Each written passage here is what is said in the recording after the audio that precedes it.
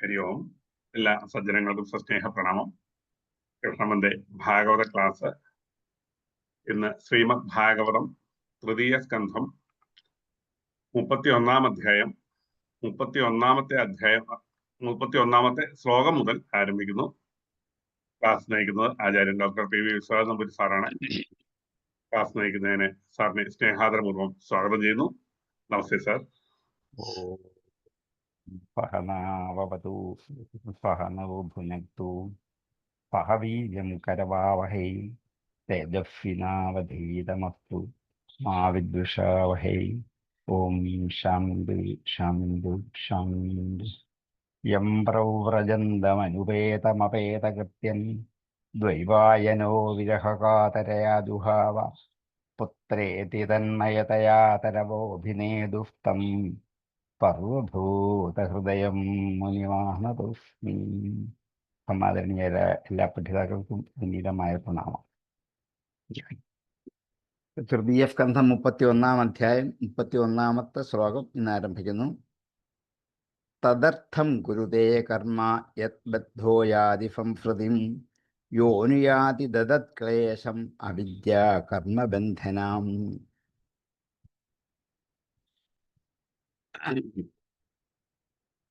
ഒരു ഗർഭത്തിൽ ഒരു ശിശുവിൻ്റെ ആവിർഭാവത്തെക്കുറിച്ച് പറഞ്ഞ് ബാല്യം, ശൈശവം, പൗഗണ്ഡം, യൗവനം എന്നിങ്ങനെ ഓരോരോ കാലഘട്ടത്തിൽ അനുഭവിക്കുന്ന വിഷമതകളെക്കുറിച്ച് വിസ്തരിച്ച് നമ്മെ പറഞ്ഞ് ബോധ്യപ്പെടുത്തുകയായിരുന്നു ഇതുവരെ ചെയ്തത്.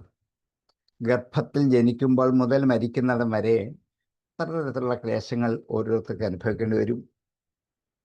അതിൽ ഈ പഞ്ചഭൂതങ്ങൾ കൊണ്ടുണ്ടാക്കിയ ശരീരത്തിൽ ഞാനെന്നും എൻ്റെയൊന്നുമുള്ള ഒരു ഭാവത്തിൽ അറിവില്ലായ്മ കൊണ്ട് ഉറപ്പിച്ച് അഫത്തായ ശരീരത്തിൽ അഭിമാനത്തോടു കൂടിയാണ് മനുഷ്യൻ ജീവിക്കുന്നത് എന്ന് ശരീരാഭിമാനത്തെക്കുറിച്ചാണ് മുമ്പത്തെ ശ്ലോകത്തിൽ സൂചിപ്പിച്ചത്.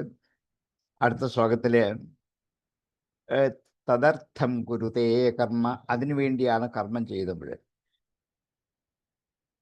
ഏതിനു വേണ്ടി? ഈ ശരീരത്തിന് വേണ്ടി.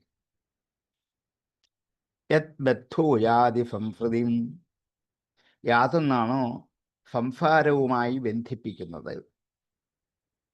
യത് ബദ്ധ, യാതൊന്നിനാൽ ബന്ധിക്കപ്പെട്ടവനായിട്ട് എന്ത് സംസാരത്തെ യാതി പ്രാപിക്കുന്നു. സംസൃതി സംസാരം, സംസൃതിം യാതി സംസാരത്തെ പ്രാപിക്കുന്നു. യോ അനുയാതി ദദത് ക്ലേശം അവിദ്യാകർമ്മബന്ധന. അവിദ്യാകർമ്മബന്ധന, അറിവില്ലായ്മ കൊണ്ടുള്ള കർമ്മബന്ധനത്തോടു കൂടിയ യാതൊരു ക്ലേശത്തെയാണോ അവിദ്യാകർമ്മബന്ധന യോ ക്ലേശ, അജ്ഞാനമാകുന്ന കർമ്മം കൊണ്ട് ബന്ധിക്കപ്പെട്ടിരിക്കുന്നതാണ് സമസ്ത ക്ലേശങ്ങൾ. ആ ക്ലേശം ദദത് നൽകുന്നതിനായിട്ട് തദർത്ഥം കർമ്മകുരുത്തെ, അതിനുവേണ്ടിയാണ് കർമ്മങ്ങൾ ചെയ്യുന്നത്. ആ കർമ്മം ചെയ്യുമ്പോൾ സംസാരവുമായി ബന്ധിക്കപ്പെട്ട് സംസാരത്തിലേക്ക് വന്നു ചേരുന്നു ജീവജാലങ്ങളെല്ലാം. ഈ ശരീരത്തിൽ ജനനമുണ്ട്, മരണമുണ്ട്, ജരയുണ്ട്, രോഗങ്ങളുണ്ട്. ഇതെല്ലാം പ്രാപിക്കുന്നത് കൊണ്ട്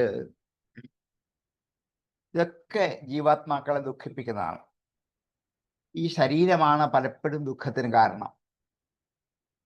ഈ ശരീരത്തെ സംരക്ഷിക്കാൻ രാവിലെ മുതൽ എഴുന്നേറ്റാൽ വൈകുന്നേരം വരെ ഈ ശരീരത്തെക്കുറിച്ചുള്ള ചിന്ത, വിചാരം, അതിനെ ഒരു ദിക്കിൽ നിന്നും മറ്റു ദിക്കിലേക്ക് കൊണ്ടുപോകണം, അതിനെ അലങ്കരിക്കണം, ഒരുക്കണം, അതിന് വേണ്ട ഭക്ഷണം കൊടുക്കണം. എല്ലാ സമയവും ഈ ശരീരത്തെ ഒന്ന് ശ്രദ്ധിക്കാൻ വേണ്ടിയാണ് കൂടുതൽ സമയം ചെലവഴിക്കുന്നത്. പിന്നെ അതിൽ ജന്മമുണ്ട്, മരണമുണ്ട്, രോഗങ്ങളുണ്ട്. ഇതെല്ലാം ദുഃഖം ഉണ്ടാക്കുന്നതാണ്. ഇതെല്ലാം ജന്മം എങ്ങനെ ദുഃഖത്തിന് കാരണമാകുന്നു എന്ന് പറഞ്ഞു, മരണവും എങ്ങനെ ദുഃഖത്തിന് കാരണമാകുന്നു എന്ന് പറയാതെ തന്നെ നമുക്കറിയാം. അതുകൊണ്ട് പിന്നെയും പിന്നെയും ഇതറിയാമെങ്കിലും ഈ ശരീരപോഷണത്തിന് വേണ്ടി പിന്നെയും പിന്നെയും കർമ്മം ചെയ്തുകൊണ്ടേ.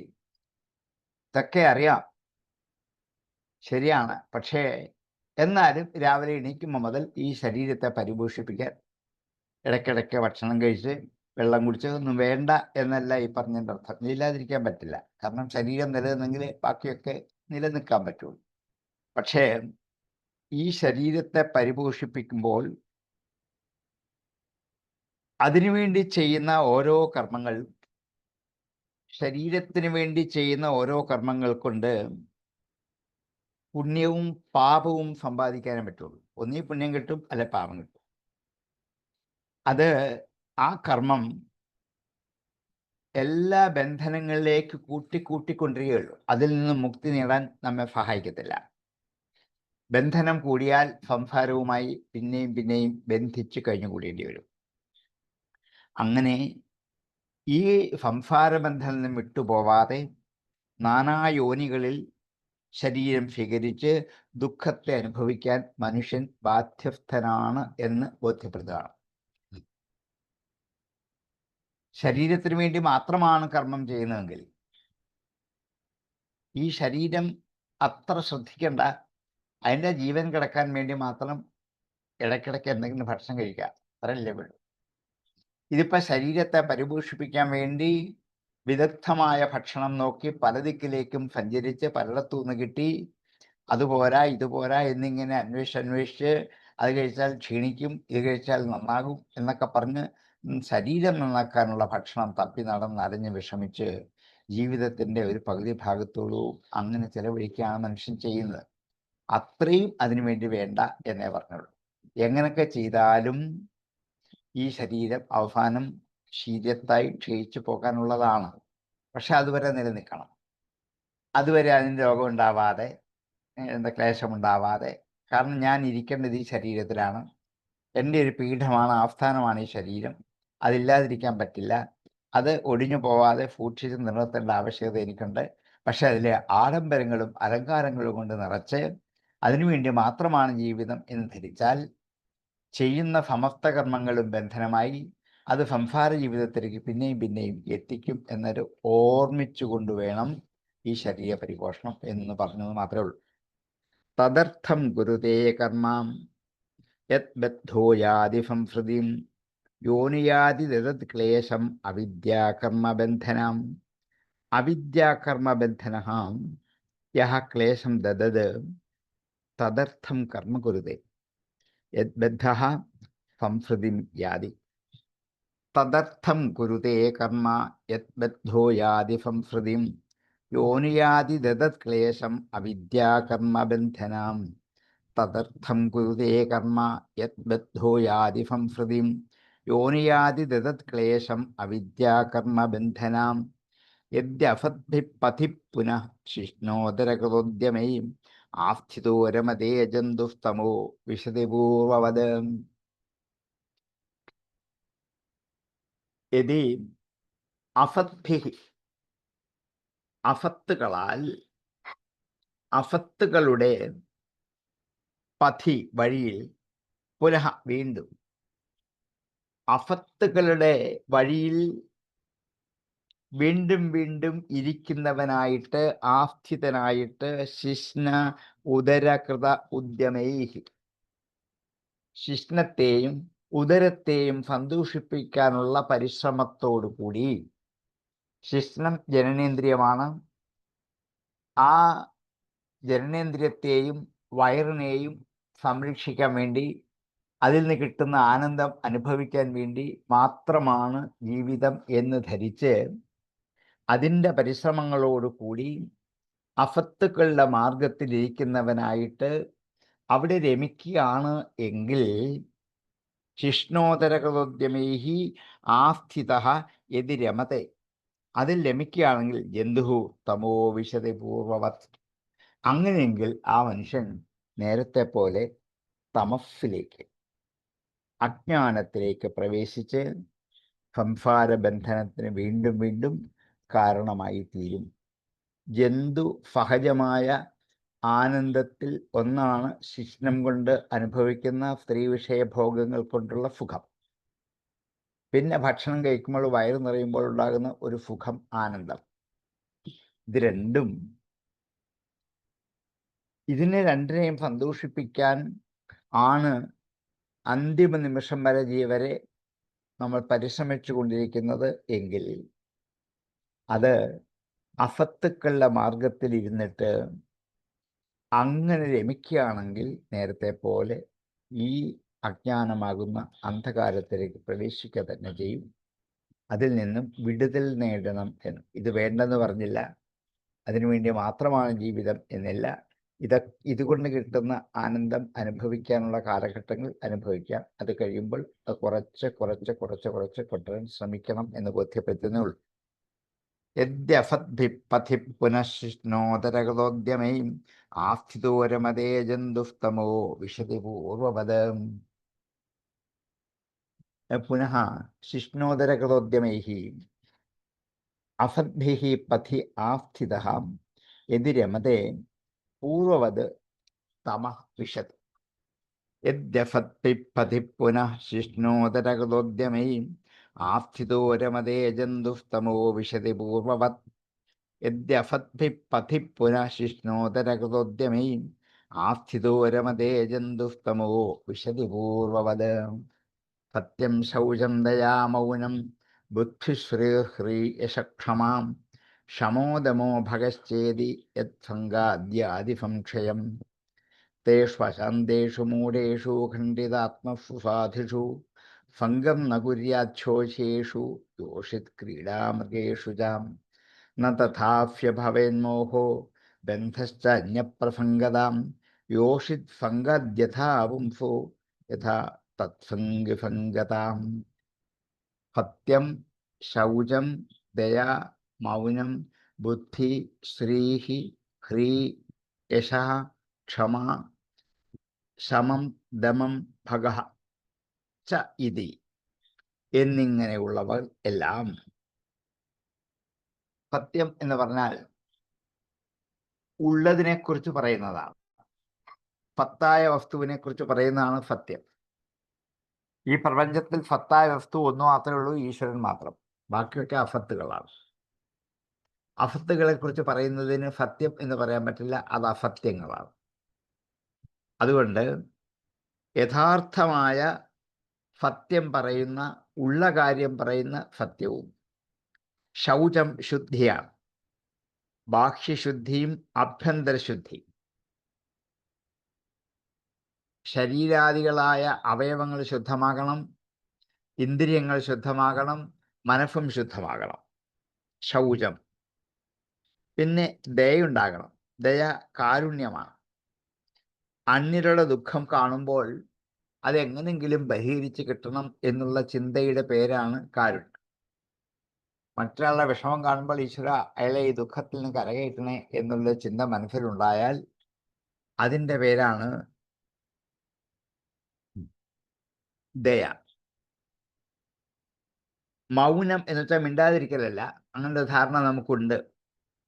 അനാവശ്യമായി സംസാരിക്കാതിരിക്കാനുള്ളതായ ഒരവസ്ഥയ്ക്കാണ് മൗനം എന്ന് പറയുന്നത്.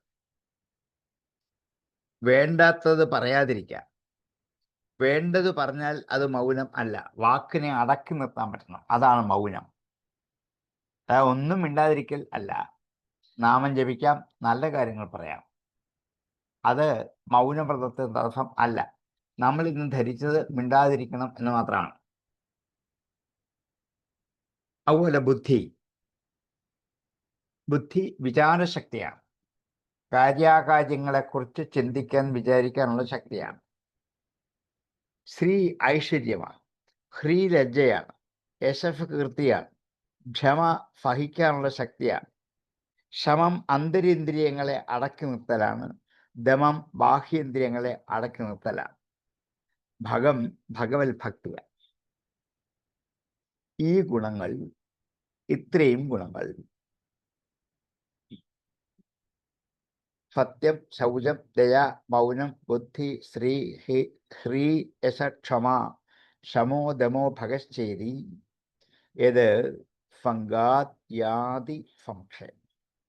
ഇവകളൊക്കെ യാതൊരു സംഘം കൊണ്ടാണോ ക്ഷയമുണ്ടാകുന്നത്, യാതൊരുത്തരുടെ ചേർച്ച കൊണ്ടാണോ ഇതൊക്കെ നശിച്ചു പോകുന്നത് യത് ഫംഗാത് യാതി സംക്ഷയം. യാതി എന്ന് വെച്ചാൽ പ്രാപിക്കുന്നു. സംക്ഷയം യാതി നാശത്തെ പ്രാപിക്കുന്നു. തേഷു അശാന്തേഷു മൂഢേഷു ഖണ്ഡിതാത്മസു അസാധുഷു. തേഷു അശാന്തേഷു, ആ അശാന്തന്മാരിൽ, തേഷു അശാന്തേഷു, ആ അശാന്തന്മാരിൽ, മൂഢേഷു മൂഢന്മാരായ, വിചാരശക്തി ഇല്ലാത്ത ആ അശാന്തന്മാരിൽ, ഖണ്ഡിത ആത്മസു അസാധുഷു, ഖണ്ഡിത ആത്മാക്കളായ, ആത്മസ്വരൂപത്തെ ഖണ്ഡിക്കുന്നവരായ, അസാധുഷു ആത്മാവിനെ നശിപ്പിക്കുന്ന അസത്തുക്കളായ അവരിൽ, തേഷു അശാന്തേഷു മൂഢേഷു ഖണ്ഡിതാത്മസു അസാധുഷു ഭംഗം ന കുര്യാത്. അവരോട് ഭംഗം ചെയ്യരുത്. ശോച്യേഷു യോഷിത് ക്രീഡാമൃഗേഷു ചാം. കുര്യാത് ശോച്യേഷു കുടിച്ചുമ്പോൾ കുര്യാച്ഛോഷ്യേഷു എന്ന് സന്ധി ചെയ്യുന്ന. കുര്യാത് എന്ന തകാരമാണ്, ശോച്യേഷു എന്നുള്ളത് ഷായുമാണ്. തായും ഷായും കൂടി ചേർന്നിട്ട് ഇച്ഛ ആഗമമായിട്ട് വന്നതാണ്, അവിടെ ആദേശമായിട്ട് വന്നതാണ്. അപ്പൊ കുര്യാത് എന്ന ഭംഗം കുര്യാത് ശോച്യേഷു, ആ ശോച്യന്മാരിൽ, യോഷിത് ക്രീഡാമൃഗേഷു ച, യോഷിത് ക്രീഡാമൃഗേഷു ച, യോഷിത്തുകളിലും അതേപോലെ എന്താ ക്രീഡാമൃഗങ്ങളിലും. ക്രീഡാമൃഗങ്ങൾ നമ്മെ കളിച്ച് കബളിപ്പിക്കുന്ന എന്താ മൃഗങ്ങൾ, അവരെയാണ് ക്രീഡാമൃഗങ്ങൾ എന്ന് പറയുക. അങ്ങനെയുള്ളവരോട് ക്രീഡാമൃഗേഷുച ഭംഗം ന കുര്യാത്, അവരോട് ഭംഗം ചെയ്യരുത്. ആരോടാണ്? അശാന്തന്മാരിൽ, മൂഢന്മാരിൽ, ഖണ്ഡിതാത്മാക്കളിൽ, അസാധുക്കളിൽ ഭംഗം ഒരിക്കലും ചെയ്യാൻ പാടില്ല. എന്നു മാത്രമല്ല, യോഷിത് ഭംഗാത്, യോഷിത് സംസർഗം കൊണ്ട് ഏതു വിധത്തിലാണോ, യോഷിത്തുകളോടുള്ള സംസർഗം കൊണ്ട് ഏതു വിധത്തിലാണോ വിഷമം അനുഭവിക്കുന്നത്, അതും യോഷിത് ഫംഗാത് യഥാ പുംസോ തത് ഫംഗിഫംഗതഃ ഭവേൻ മോഹോ ബന്ധശ്ച അന്യപ്രസംഗതഃ. സ്ത്രീ സംസർഗം കൊണ്ട് ഏതു വിധത്തിലാണോ, യോഷിത് സംഗാത് യഥാ ഏതു പ്രകാരത്തിലാണോ, ആ വിധത്തിൽ ബന്ധ മോഹശ്ച ബന്ധമോഹങ്ങളും അസ്യ അവനുണ്ടാവുക തന്നെ ചെയ്യും.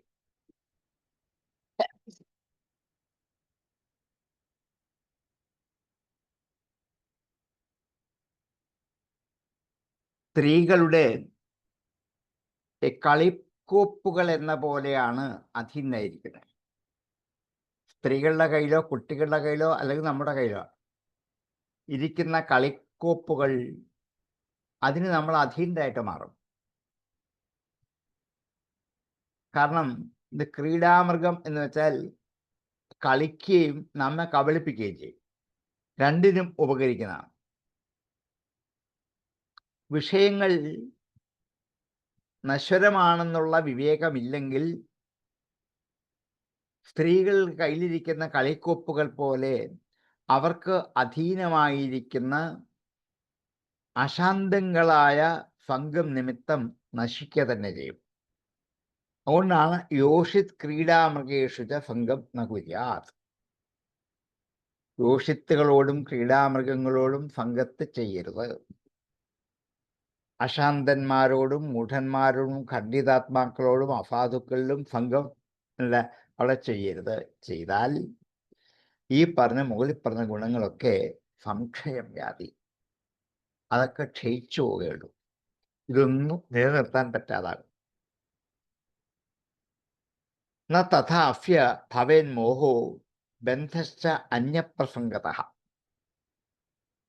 ജീവാത്മാവിന് അന്യപ്രസംഗത, അന്യവിഷയങ്ങളുള്ള സംഘവും കൊണ്ട് മോഹത്തിനും ബന്ധത്തിനും കാരണമാകും.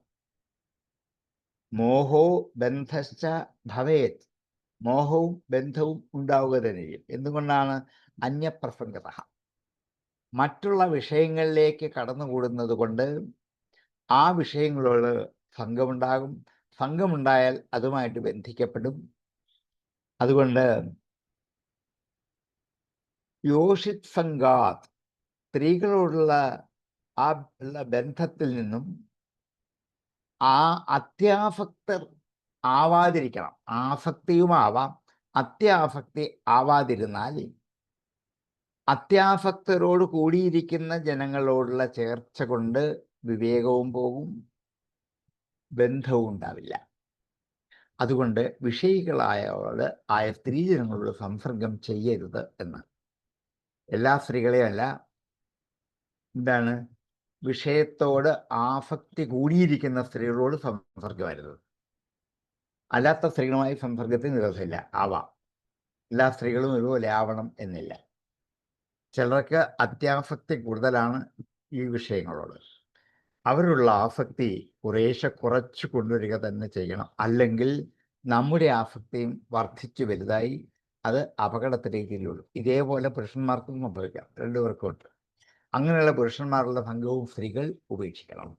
അപ്പം പറഞ്ഞു വന്നത്, കാമത്തിനോടുള്ള അത്യാസക്തി രണ്ടുപേരും ഉപേക്ഷിച്ചെങ്കിൽ മാത്രമേ ബന്ധമോഹങ്ങളോട് അകപ്പെടാതിരിക്കാൻ പറ്റൂ. അതിൽ അകപ്പെട്ടു പോയാൽ ക്രീഡാമൃഗങ്ങളെ പോലെ ഈ ഖണ്ഡിതാത്മാക്കളായ മൂഢന്മാരോട് ചേർന്നുകൊണ്ട് ഉള്ളിലുണ്ടായിരുന്ന സത്വസംശുദ്ധികൾ മുഴുവൻ നശിക്കാൻ കാരണമാകും. സത്യം ശൗചം ദയാമൗനം ബുദ്ധിശ്രീര്യക്ഷമാം ശമോദമോ ഭഗശ്ചേതി യത് സംഗാദ്യാദി സംശയം തേഷു അശാന്തേഷു മൂഢേഷു ഖണ്ഡിതാത്മസു സാധുഷു ഭംഗം ന കുര്യാച്ഛോച്യേഷു യോഷിത് ക്രീഡാമൃഗേഷു ജാം ന തഥാഫ്യ ഭവേൻ മോഹോ ബന്ധശ്ച ജ്ഞപ്രസംഗതാം യോഷിത് സംഗാദ്യഥാ പുംസോ യഥാ തത്സംഗിസംഗതാം.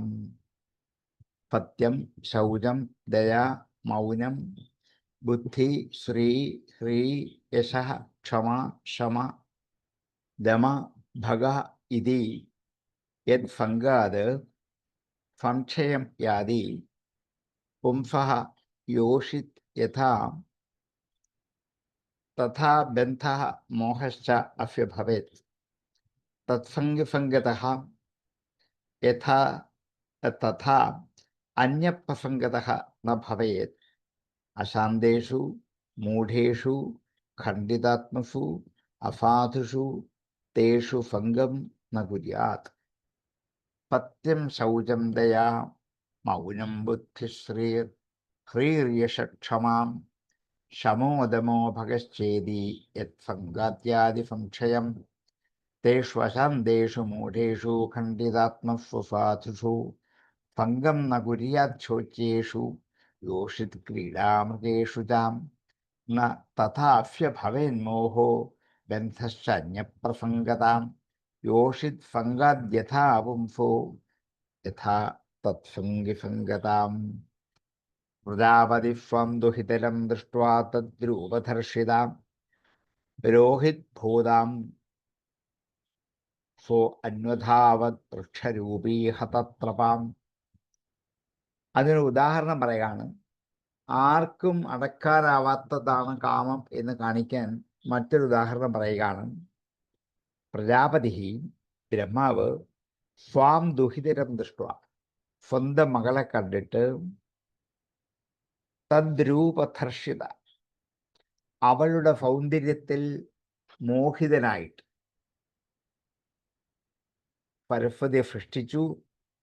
സരസ്വതിയുടെ സൗന്ദര്യം കണ്ട് അതിൽ മോഹിതനായി രോഹിത് ഭൂതാം, മാൻപേടയായി ഭവിച്ച രോഹിത് ഭൂതാം മാൻപേടയായി ഭവിച്ച അവളെ ഫോ അന്വധാവത് ആ ബ്രഹ്മാവ് അനുധാവനം ചെയ്തു.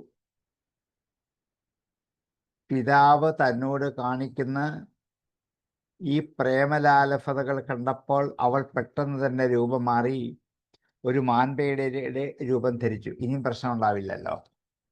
ഞാൻ സുന്ദരിയായ സ്ത്രീയായിട്ടിരിക്കുമ്പോൾ അല്ലേ ഈ പിതാവിന് എന്നോട് മോഹം തോന്നുക. അതുകൊണ്ട് ഫർഫതി എന്ത് ചെയ്തു? വേഷം മാറി. അപ്പോൾ ആ ബ്രഹ്മാവ് വൃക്ഷരൂപീ ഹതത്രപ, വൃക്ഷം ഇവിടെ കുരങ്ങ് കരടി എന്ന അർത്ഥം, പക്ഷെ ഇവിടെ മാനെന്ന അർത്ഥം, മാനിന്റെ രൂപത്തെ സ്വീകരിച്ചുകൊണ്ട് ഹതത്രപ ലജ്ജയില്ലാത്തവനായിട്ട് അനുധാവനം ചെയ്തു. സ്ത്രീഭംഗം നിമിത്തമുണ്ടാകുന്ന മോഹം സാമാന്യക്കാർക്ക് പോലും അളക്കാൻ പറ്റില്ല. നോക്കൂ, ഈ ബ്രഹ്മാവിന് പോലും പറ്റിയില്ല. അപ്പോഴാണ് സരസ്വതി ദേവി ഒരു മാൻപേടയുടെ രൂപം ധരിച്ചു ഓടി. ബ്രഹ്മദേവൻ കലമാനായിട്ട് പുറകെ ഓടി. അത് കുൽസിതമായ പ്രവൃത്തിയാണെന്നുള്ള വിവേകം ഉണ്ടായില്ല. അപ്പൊ പിന്നെ സാധാരണ ജനങ്ങളുടെ കാര്യം എടുത്തു പറയാനുമില്ല. അതുകൊണ്ട് അവരോടുള്ള അത്യധികമായ ആസക്തി കൊണ്ടുള്ള സംസർഗത്തെ ഒഴിവാക്കണം. പ്രജാപതി സ്വാം ദുഹിതരം ദൃഷ്ട്വാ തദ്രൂപദർശിതാം രോഹിത് ഭൂതാം സ്വപ്നധാവദർക്ഷരൂപീഹ തത്രപാം. പ്രജാപതി സ്വാം ദുഹിതരം ദൃഷ്ട്വാ ദർശിതഃ രോഹിത് ഭൂതാം താം സ്വഹ വൃക്ഷരൂപീ ഹതത്രപഃ അന്വധാവത്. പ്രജാപതി സ്വാം ദുഹിതരം ദൃഷ്ട്വാ തദ്രൂപദർശിതാം രോഹിത് ഭൂതാം സ്വന്വധാവദൃക്ഷരൂപീഹ തത്രപാം. തത് സൃഷ്ടസൃഷ്ടസൃഷ്ടേഷു കോ ന ഖണ്ഡിതദ്ധീ പുമാൻ ഋഷിം നാരായണ ഹൃദേ യോഷിൻ മയ്യേഹ മായയാം. തത് സൃഷ്ടേഷു, അവനാൽ ബ്രഹ്മാവിനാൽ സൃഷ്ടിക്കപ്പെട്ടവരാൽ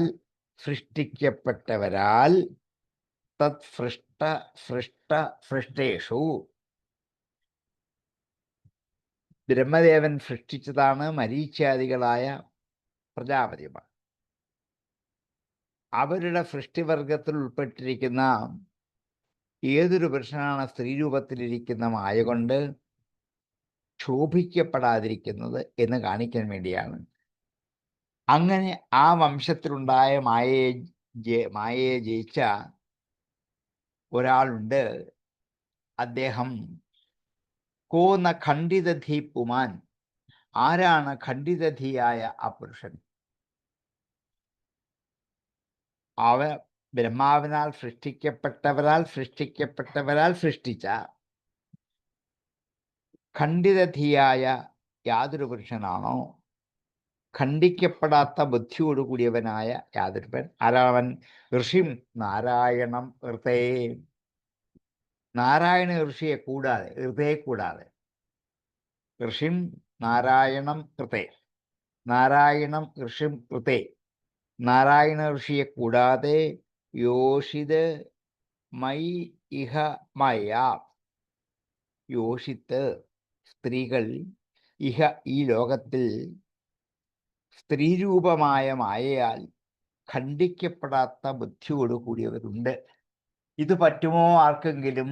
ബ്രഹ്മാവിന് പോലും പറ്റിയില്ലല്ലോ എന്ന് ചോദിച്ചപ്പോൾ ബ്രഹ്മാവ് സൃഷ്ടിച്ച സൃഷ്ടികളിൽ അതിൻ്റെ സൃഷ്ടികളിൽപ്പെട്ട നാരായണൻ എന്ന ഋഷി, നരനാരായണന്മാർ നാരായണൻ എന്ന ഋഷി ഈ സ്ത്രീകളുടെ സമസ്ത കാമനകളെയും ജയിച്ചവനാണ്. ഇത് പറ്റും എന്ന്.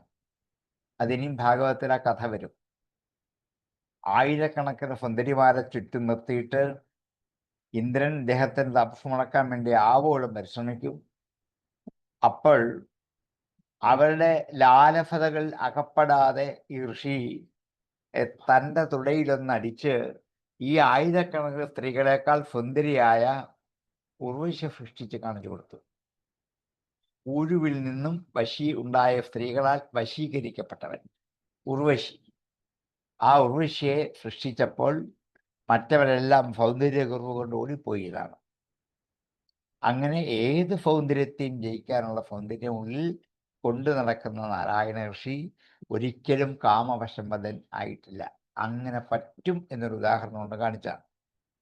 തത് സൃഷ്ടസൃഷ്ടസൃഷ്ടേഷു കോ ന ഖണ്ഡിതധീപുമാൻ ഋഷിം നാരായണമൃതേ യോഷിൻ മയ്യേഹമായയാം. തത് സൃഷ്ടസൃഷ്ടേഷു നാരായണം ഋഷിം ഹൃദേ കഹ പുമാൻ ഇഹ യോഷിന്മയ്യാ ന ഖണ്ഡിതധീ. തത് സൃഷ്ടസൃഷ്ടസൃഷ്ടേഷു കോ ന ഖണ്ഡിതധീ പുമാൻ ഋഷിം നാരായണം ഹൃദേ യോഷിന്മയ്യേഹമായയാം. തത് സൃഷ്ടസൃഷ്ടസൃഷ്ടേഷു കോ ന ഖണ്ഡിതധീ പുമാൻ ഋഷിം നാരായണം ഹൃദേ യോഷിന്മയ്യേഹമായയാം. ബലം മേ അവശ്യമായാ സ്ത്രീമയ്യാ ജൈനോദിശം യാ കരോതി പദക്രാന്തൻ ധ്രുവവിജൃംഭേണ കേവലം. ബലം മേ പശ്യ, മേ ബലം പശ്യ, എൻ്റെ ബലത്തെ നോക്കൂ. മായായാഹ സ്ത്രീമയ്യ ജൈനോ ദിശ. സ്ത്രീമയി, സ്ത്രീരൂപത്തിലിരിക്കുന്ന മേ മായായാഹ, എൻ്റെ മായയുടെ ബലം, ശക്തിയെ പശ്യ, കണ്ടാലും. ബലം മേ പശ്യ മായായാഹ സ്ത്രീമയ്യ ജൈനോ ദിശാം.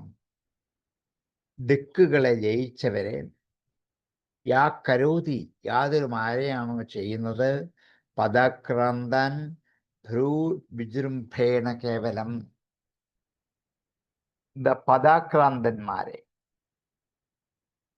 കാലുകൊണ്ട് കീഴടക്കുന്ന അവരെ ധ്രുവ് വിജൃംഭേണ കേവലം, കേവലമായ പുരികങ്ങളുടെ ഇളക്കം കൊണ്ട് തന്നെ അവരെ സ്വാധീനരാക്കി തീർക്കുന്നില്ലേ. സ്ത്രീരൂപത്തിലാണ് എൻ്റെ മായയെ ഞാൻ ലോകത്ത് അവതരിപ്പിച്ചിരിക്കുന്നത്. ആ മായയുടെ ബലം അതിഭയങ്കരമാണ്. ദിക്കുകളെ ജയിച്ചവരെ പോലും തൻ്റെ പുരികക്കൊള്ളിയുടെ ഒരു ഇളക്കം കൊണ്ട് തന്നെ അപഹരിച്ച് കീഴടക്കാൻ കഴിവുള്ളവളാണ് മായ. അതിലകപ്പെട്ടാൽ കാമത്തിനകപ്പെട്ടു പോയത്. നാരായണ ഋഷി മാത്രം മായയ്ക്ക് അകപ്പെടാതെ അപ്പുറത്ത് കടന്ന് അതിനെ അതിജീവിച്ചവനാണ്. പറ്റും എന്നുള്ളൊരു തെളിവാണ് നാരായണ ഋഷി. അതുകൊണ്ട് അതിനുവേണ്ടി ശ്രമിക്കണം എന്നൊന്ന് ബോധ്യപ്പെടുത്തലാണ്. ബലം മേ അവശ്യമായ സ്ത്രീമയ്യാ ജൈനോ ദിശാം യാ കരോതി പദക്രാന്തൻ ഭ്രൂ വിജൃംഭേണ കേവലം. സ്ത്രീമയ്യാഹ മേ മായായാഹ ബലം പശ്യ യാ ദിശാം ജൈനഃ ഭ്രൂ വിജൃംഭേണ കേവലം പദക്രാന്താൻ കരോതി. ബലം മേ അവശ്യമായാ സ്ത്രീമയ്യാ ജൈനോ ദിശാം യാ കരോതി പദക്രാന്തൻ ഭ്രൂ വിജൃംഭേണ കേവലം. ഭംഗം ന കുര്യാത് പ്രമദാഫുജാതു യോഗവ്യപാരം പരമാരുരുക്ഷു.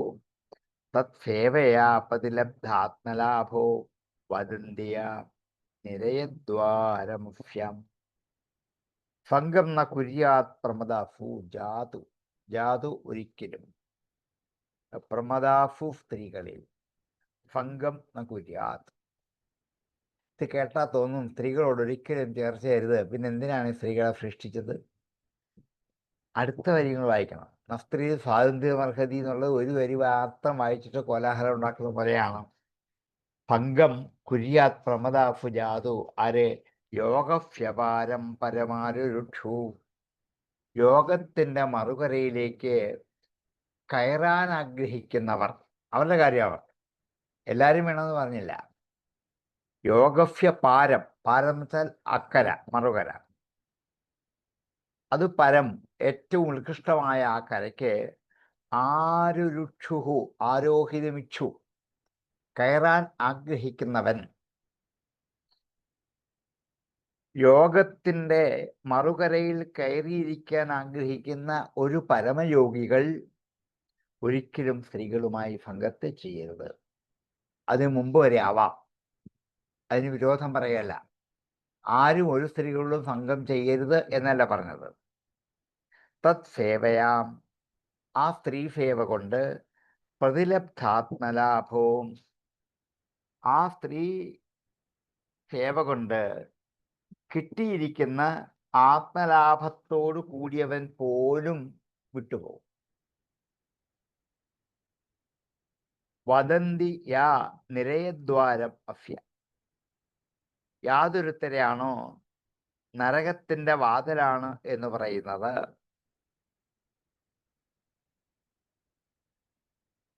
സജ്ജന സംസർഗം ഉണ്ടാവുകയാണ് വേണ്ടത്, സ്ത്രീ സംസർഗമല്ല ഉണ്ടാവേണ്ടത്. ആ സജ്ജന സംസർഗം കൊണ്ട് ആത്മജ്ഞാനം ഉണ്ടായാൽ യോഗത്തിന്റെ മറുകരയിലേക്ക് എത്തിച്ചേരാൻ പറ്റും. അങ്ങനെ ആഗ്രഹിക്കുന്ന ഒരു പുരുഷൻ ഒരു കാലത്തും മതിപ്പിക്കുന്ന സ്ത്രീകളിൽ ആസക്തരാവരുത്. അവർ ഒരു യോഗിയുടെ നരകത്തിന്റെ വാതിലാണ് എന്ന് സജ്ജനങ്ങൾ പറയുന്നു. ഇതിനെ വളച്ചൊടിച്ച് ഒത്തിരി വ്യാഖ്യാനിക്കാറുണ്ട് പലരും. സ്ത്രീകളുമായിട്ട് ഭംഗം ചെയ്യരുത്, അവര് നരകത്തിലേക്കുള്ള വാതിലാണെന്നൊക്കെ. ആർക്കാണെന്നുള്ള നരകത്തെ രണ്ടുപേരും വിട്ടുകളയും. യോഗസ്യ പാരമ്പരമാരുക്ഷു സത്സേവയാ പ്രതിരദ്ധ ആത്മലാഭ യാ നിരയദ്വാരം അഫ്യവദന്തി.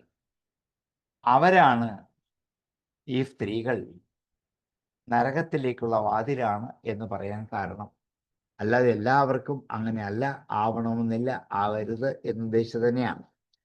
ഭംഗം നകുര്യാത് പ്രമദാഫുജാതു യോഗവ്യപാരം പരമാരുക്ഷു സത്സേവയാ പ്രതിലബ്ധാത്മലാഭോ വദന്തിയാ നിരയദ്വാരമഫ്യം. സത്സേവയാ പ്രതിലബ്ധാത്മലാഭ യോഗസ്യ പരം പാരം ആരുക്ഷു പ്രമദാസു ജാതു സംഗം ന കുര്യാത് യാഹ അഫ്യ നിരയദ്വാരം വദന്തി. സംഗം ന കുര്യാത് പ്രമദാസു ജാതു യോഗവ്യപാരം പരമാരുക്ഷു സത്സേവയാ പ്രതിലബ്ധാത്മലാഭോ വദന്തിയാ നിരയദ്വാരമഫ്യം. സംഗം ന കുര്യാത് പ്രമദാസു ജാതു യോഗവ്യപാരം പരമാരുക്ഷു സത്സേവയാ പ്രതിലബ്ധാത്മലാഭോ വദന്തിയാ നിരയദ്വാരമഫ്യം. യോപയാതിശനേർമായാം യോഷിദേവ വിനിർമ്മിതാം താമീക്ഷേതാത്മനോ മർത്യും തൃണൈ കൂപമിവാവൃതം. യോ അപയാതി, ആരാണോ വഴിവിട്ടു പോകുന്നത്, അപയാതി ശനൈഹി പതുക്കെ, മായാ യോഷിദേവ വിനിർമ്മിത, ദേവനാൽ നിർമ്മിക്കപ്പെട്ട യാതൊരു മായ. ഈ മായയും ആര് തന്നെ സൃഷ്ടിച്ചതാണ്? ഭഗവാൻ തന്നെ. ഭഗവാന്റെ കൂടെ തന്നെ ഉള്ളതാണ്. ഈശ്വരൻ നിർമ്മിച്ച മായാരൂപമായ സ്ത്രീ. അതുകൊണ്ടാണ് സ്ത്രീലിംഗത്തിലാണ് മായാശബ്ദം ഉപയോഗിച്ചിരിക്കുന്നത്. അങ്ങനെയുള്ള ആ സ്ത്രീകളെ ശുശ്രൂഷിക്കണം എന്നുള്ള ആഗ്രഹത്തോടെ സമീപത്തിലേക്ക് വരുന്നുവോ, യോ അപയാതി, അടുത്തേക്ക് വരുന്നു, ശനൈഹി പതുക്കെ, മായാ യോഷിത് ദേവവിനിർമ്മിത, ദേവനാൽ നിർമ്മിക്കപ്പെട്ട മായയാകുന്ന യോഷിത്ത് വരുമ്പോൾ താം ഈക്ഷേത, അവളെ കാണുക തന്നെ ചെയ്യും, അവളെ നോക്കുക തന്നെ ചെയ്യും. ആത്മനോ മൃത്യും, തൻ്റെ മൃത്യുവിനെ തൃണൈഹി കൂപമിവ ആവൃതം, പുല്ലുകൊണ്ട് മറയ്ക്കപ്പെട്ട കിണർ പോലെ തൻ്റെ മൃത്യുവിന് നാശമായിട്ട് തന്നെ കാണണം. ഇത് സാധാരണ ഒരു പുരുഷന്റെ കാര്യമല്ല എന്നെപ്പോഴും ധരിക്കണം. യോഗത്തിന്റെ മറുവരയെത്താൻ ആഗ്രഹിക്കുന്ന മഹായോഗികളാണ് സ്ത്രീ സംഘത്തെ സമ്പൂർണ്ണമായിട്ടും ഉപേക്ഷിക്കണം എന്ന് പറഞ്ഞത്. ആരാണോ പതുക്കെ സാവധാനം മായയാകുന്ന ദേവനിർമ്മിതമായ ഈ ഓഷ്യത്തിനെ തൻ്റെ തന്നെ മൃത്യുവാണെന്ന് കരുതി ഈക്ഷേത പ്രാപിക്കുന്നത്, അവൻ തൃണൈക്കൂപമിവ ആവൃതം. പുല്ലുകൊണ്ട് മറഞ്ഞിരിക്കുന്ന ഒരു പൊട്ടക്കിണർ പോലെയാകും. ഈ പുല്ലിൽ ആകർഷണീയനായിട്ട് ഈ പുല്ല്, അതിൻ്റെ അകത്ത് നല്ല പൂക്കൾ, നല്ല മണമുള്ള പൂക്കൾ, ഇപ്പം ചെന്ന് പറിക്കാം എന്ന് കരുതി ഓടിച്ചെന്നാൽ ആ കിണറ്റിൽ വീണ് മൃത്യു പ്രാപിക്കുകയുള്ളൂ. ഇതുപോലെയാണ് യോഗികൾക്ക് വശീകരണ സാമർഥ്യമുള്ള ഈ സ്ത്രീകളുടെ സൗന്ദര്യത്തിൽ ആകർഷണമായിട്ട് പോയാൽ ആ യോഗികൾ ഈ പൊട്ടക്കിണറ്റിലേക്ക് വീണ് അപകടത്തിലേക്ക് പതിക്കുള്ളൂ എന്ന് ബോധ്യപ്പെട്ടു. ഇതൊക്കെ പരമഹംസന്മാരായ യോഗികളുടെ കാര്യത്തെക്കുറിച്ചാണ് പറയുക, സാധാരണക്കാരുടെ അല്ല.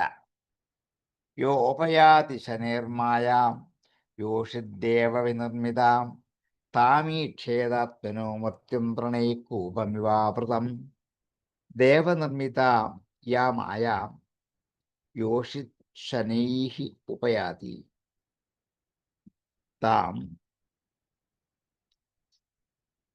ഋണൈഃ ആവൃതം കൂപം ഇവ ആത്മനഃ മൃത്യും ഈക്ഷേത.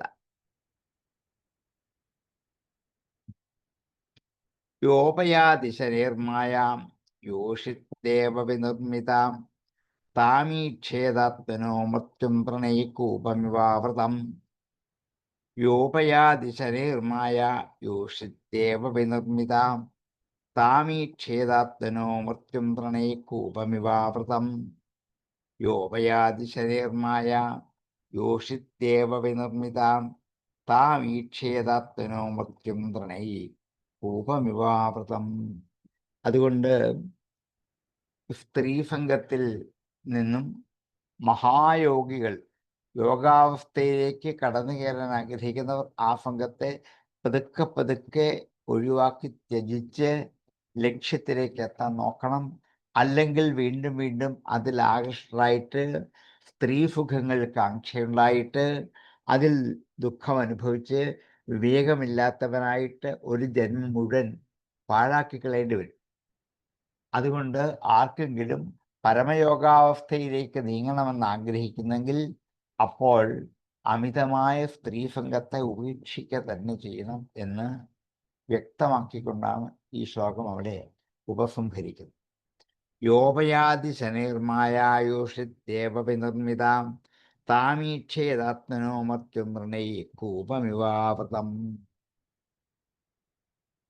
48-49 ശ്ലോകമുണ്ട് ഈ അധ്യായം. എന്തായാലും നമുക്ക് മുഴുവൻ തീരില്ല, അത് നമുക്ക് ബാക്കി അടുത്ത ദിവസത്തേക്ക് മാറ്റിവെക്കാം. ഇനിയും ആർക്കെങ്കിലും സംശയങ്ങൾ ചോദിക്കാറുണ്ടെങ്കിൽ ചോദിക്കാം, അല്ലെങ്കിൽ നമുക്ക് ഉപസംഹരിക്കാം. ഓം പൂർണ്ണമദഃ പൂർണ്ണമിദം പൂർണ്ണാത് പൂർണ്ണമുദച്യതേ പൂർണ്ണസ്യ പൂർണ്ണമാദായ പൂർണ്ണമേവാവശിഷ്യതേ. ഓം ശാന്തി ശാന്തി ശാന്തി.